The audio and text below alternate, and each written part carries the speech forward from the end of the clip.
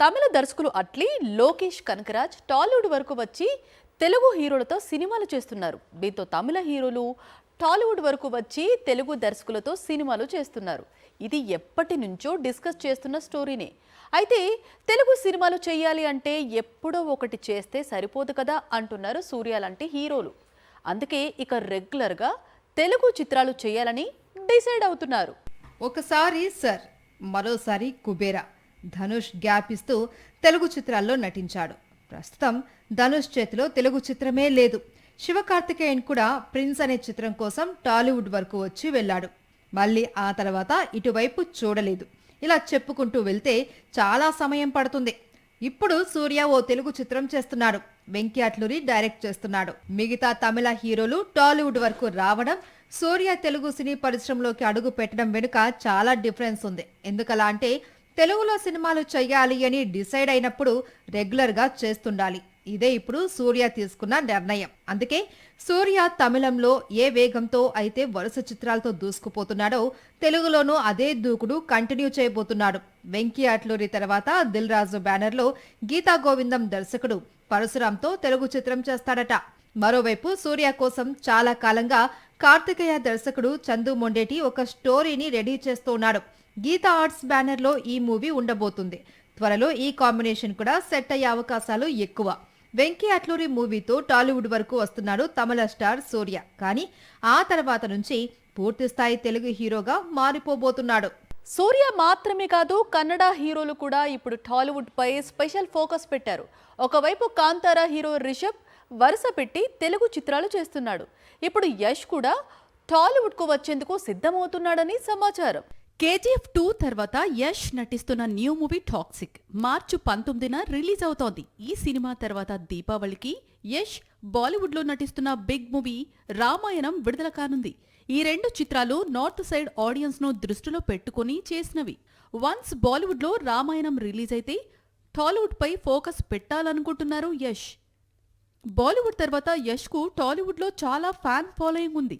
ఇటీవల toxic Telugu version rights ను దిల్ రాజు ఏకంగా 100 కోట్లు వెచ్చించి దక్కించుకున్న సంగతి తెలిసిందే. తెలుగులో KGF సిరీస్ చిత్రాలు సంచలన విజయం సాధించడంతోనే దిల్ రాజు సుమారు 100 కోట్లతో డీల్ కుదుర్చుకున్నాడని ఇండస్ట్రీ వర్గాలు చెప్పుకొస్తున్న మాట. తెలుగులో డైరెక్ట్ మూవీ చెయ్యాలనుకుంటున్నాడు యష్. ఇందుకోసం తానే కథను రాసి డైరెక్షన్ కూడా చెయ్యాలి అనుకుంటున్నాడట.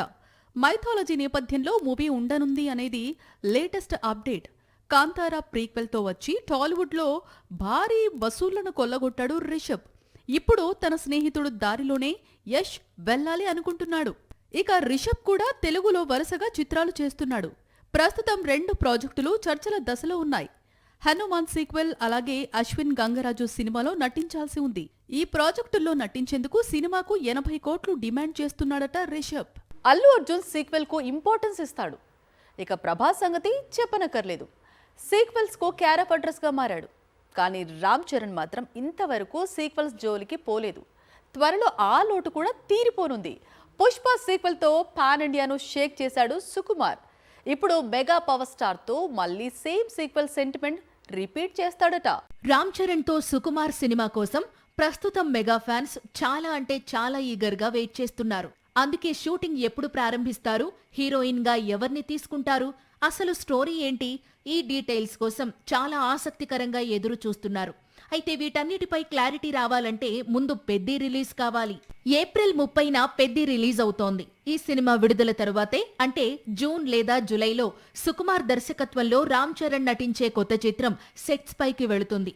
పైగా ఈసారి మెగా పవర్ స్టార్ కోసం సుకుమార్ సీక్వెల్ కు స్కోప్ ఉన్న స్టోరీ రెడీ చేశాడట. ఈ సినిమాలో కథానాయిక కోసం అన్వేషణ కొనసాగుతోంది. ఒక దశలో కృతి సనన్, కాంతారా చాప్టర్ 1 హీరోయిన్ రుక్మిణి వసంత్ పేర్లు వినిపించాయి. కానీ సుకుమార్ మాత్రం మరోసారి రష్మిక డేట్స్ లాక్ చేసేందుకు ఆసక్తిగా ఉన్నాడని సమాచారం. అయితే రష్మిక డేట్స్ అన్నీ లాక్ అయిపోయాయి.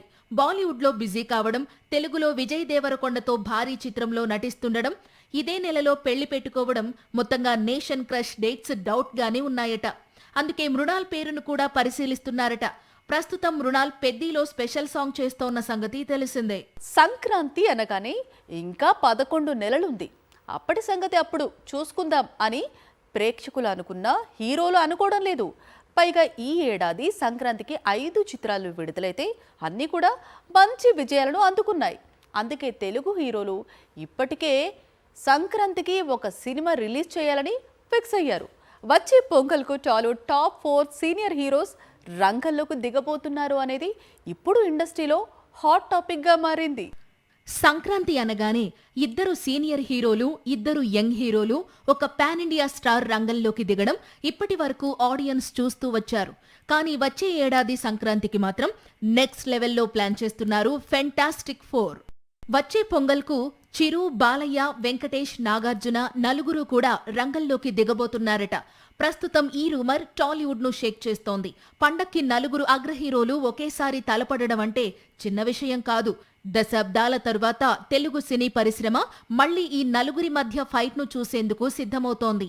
బాబీ దర్శకత్వంలో చిరు నటించే చిత్రం, గోపీచంద్ మలినేని మేకింగ్ లో బాలయ్య నటించే సినిమా, ఇక రావిపూడితో విక్టరీ వెంకటేష్ కొత్త చిత్రం, కళ్యాణ్ కృష్ణ కురసాల దర్శకత్వంలో నాగార్జున హీరోగా నటించే వాసివాడి తసాదియా అన్నీ కూడా పొంగల్కు రెడీ అవుతున్నాయి. వీరితో పాటు పోటీ పడేందుకు శర్వానంద్, తేజ సజ్జా కూడా సిద్ధమవుతున్నారని సమాచారం.